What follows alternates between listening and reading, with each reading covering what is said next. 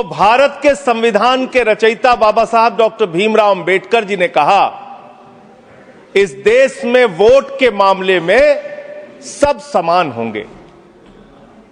राष्ट्रपति के वोट की भी गिनती एक होगी, प्रधानमंत्री के वोट की भी गिनती एक होगी, मुख्यमंत्री के वोट की गिनती भी एक होगी, सांसद विधायक के भी वोट की गिनती एक होगी, और गांव में रहने वाले मजदूर के वोट की गिनती, दलित के वोट की गिनती, पिछड़े समाज के लोगों के वोट की गिनती, आदिवासी के वोट की गिनती एक होगी।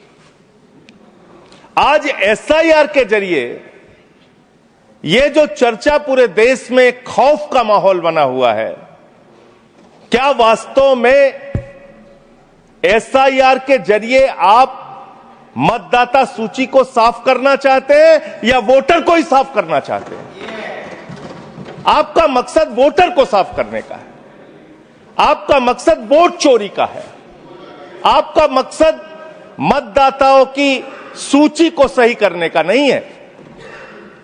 इसलिए यह चिंता है सबको। और दूसरी बात, क्या यह संवैधानिक अधिकार चुनाव आयोग के पास है?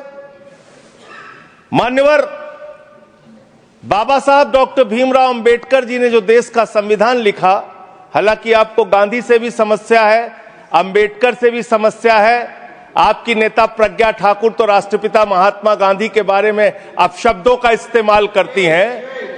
आप लोगों को गांधी के आदर्शों से कोई लेना देना नहीं, विषय पे ही बोल रहा हूं। विषय है ये, विषय पे बोल रहा हूं। डिस्कशन, गांधी के त्याग से ही वोट का अधिकार मिला है सर। बोले सर, गांधी के त्याग से ही वोट का अधिकार मिला। अलग अलग बहस करने की आपका नहीं, तो अगर गांधी का नाम ले लिया तो इसमें क्या समस्या है? आप समस्या सर, इसमें क्या समस्या है? विषय पर बोलिए, विषय पर बोलिए sir.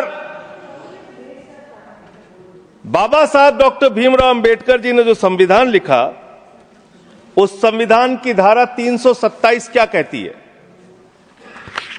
Power of parliament to make provision with respect to elections to legislatures subject to the provisions of this constitution, parliament from time to time by law make provision with respect to all matters relating to or in connection with elections to either house of parliament or to the house of or either house of the legislature of a state, including the preparation of electoral rolls, the delimitation of constituencies and all other matters necessary of securing the due constitution of such house or houses। इसको हिंदी में भी पढ़ दे रहा हूं। जरूर।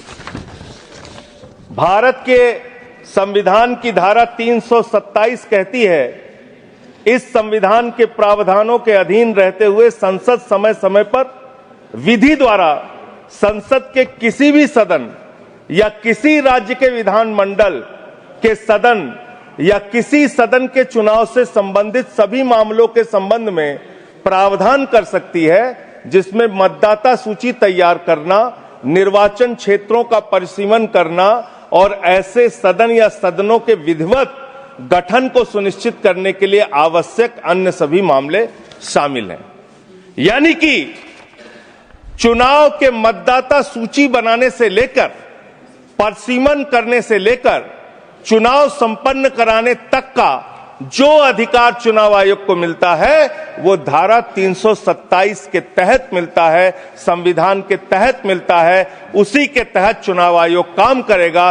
चुनाव आयोग कोई राजनीतिक पार्टी नहीं है, उसको चुनाव नहीं लड़ना है। चुनाव लड़ना है राजनीतिक पार्टियों को। राजनीतिक पार्टियां बैठती हैं पार्लियामेंट में और संविधान के मुताबिक जो 327 के तहत पावर चुनाव आयोग को दी जाएगी, उसी के तहत चुनाव संपन्न होगा।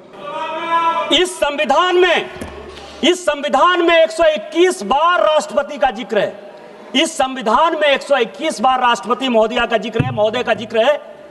आपको आश्चर्य होगा कि एक संशोधन के माध्यम से राष्ट्रपति के सारे अधिकार को कांग्रेस ने खत्म कर दिया। राष्ट्रपति रबर स्टैंप हो गया। राष्ट्रपति जो कैबिनेट कह कर देगी, उस पर मोहर मारना उसका अंतिम लक्ष्य हो गया। राष्ट्रपति का इंस्टीट्यूशन खत्म हो गया। इंदिरा गांधी ने इसी वोट चोरी करके जब रायबरेली का चुनाव जीता, और जब फैसला हुआ कोर्ट का, तो ऐसा सिचुएशन इस व्यक्ति ने पैदा किया, इस पार्टी ने पैदा किया कि आपको आश्चर्य होगा कि 3 जज को बाईपास करके एक ऐसे चीफ जस्टिस को बना दिया जो 8.5 साल तक इसका मुख्य न्यायाधीश रहा। प्रेस की पूरी स्वतंत्रता खत्म हो गई। इंडियन एक्सप्रेस के एडिटर रामनाथ गोयनका से लेकर सारे लोग जो कुछ कहते थे, और यह केवल इस संविधान संशोधन में हुआ। आज वो इंस्टीट्यूशन की बात करते थे, यूपीएससी जैसी संस्था, और यह पूरे सदन को जानने वाली बात है, यूपीएससी जैसी संस्था जो आईएएस और आईपीएस और ऑल इंडिया सर्विसेज को पैदा करती है। कांग्रेस का एक कार्यकर्ता बटुक सिंह 10 साल तक यूपीएससी का चेयरमैन रहा। यह यूपीएससी की हालत कर दी इन्होंने। यह चुनाव आयोग की बात करते हैं। इस देश का पहला